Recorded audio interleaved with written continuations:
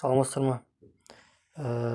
Сынып жетекші ретінде оқушыларды қалай кіргізу керек, соның жолдарын көрсетейін. Бірінші, логин парольдеріңіз кіріп кіргеннен кейін жұмыс үстелі деген батырманы басасыздар. Ол сол жақ үстінде. Міне жұмыс үстелі. Жұмыс үстелін басқаннан кейін осындай терезе ашылады. Осы жерде міне оқушылар деген батырманы басасыздар. Оқушылардың тізімі шығады сыныбыңыздағы. Енді үстінде оң жағындағы кілттің суреті тұр, сол кілтті басасыздар. Кілтті басқаннан кейін осындай терезе ашылады. Осы жерде оқушыларды басасыздар. Оқушыларды басқаннан кейін сол жақ шетінде міне сыныпқа қосу деген батырма бар. Осы батырманы басасыздар. Мына жерде міне жаңа тұлға дегенде тұрады, ары қарай басасыздар.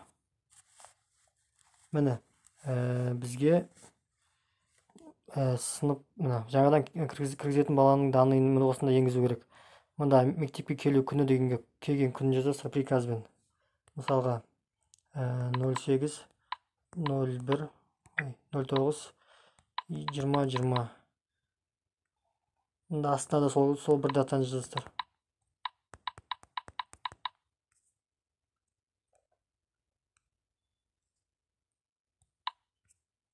Мына жерге приказын жазасыздар. Мысалға приказын номерін. Мында да сол бір датаны жазасыздар. 08 09 2020. Астына бұйрықтың типі деген жерге білім мекемесіне қабылдау туралы бұйрық. Мында аты жөнін жазасыздар. Нұрлан қызы Амина.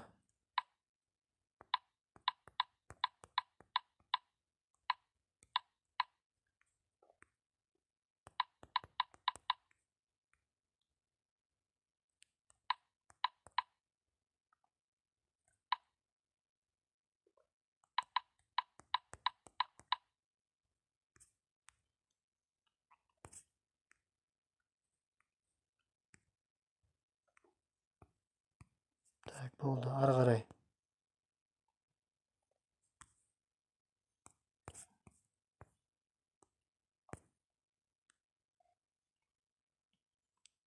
Ары қарай.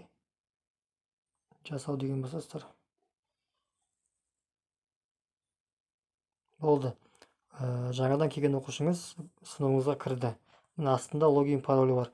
Осы логин парольді суретке түсіріп, оқушыға жібересіз. Енді жаңадан келген оқушыны бізге группаға қосуымыз керек, мысалы. Ол үшін қайтып жұмыс үстелін басамыз. Жұмыс үстелі, оқушылар, кілт. Мына бетте мына оқу топтары. Оқу топтарын басасыздар.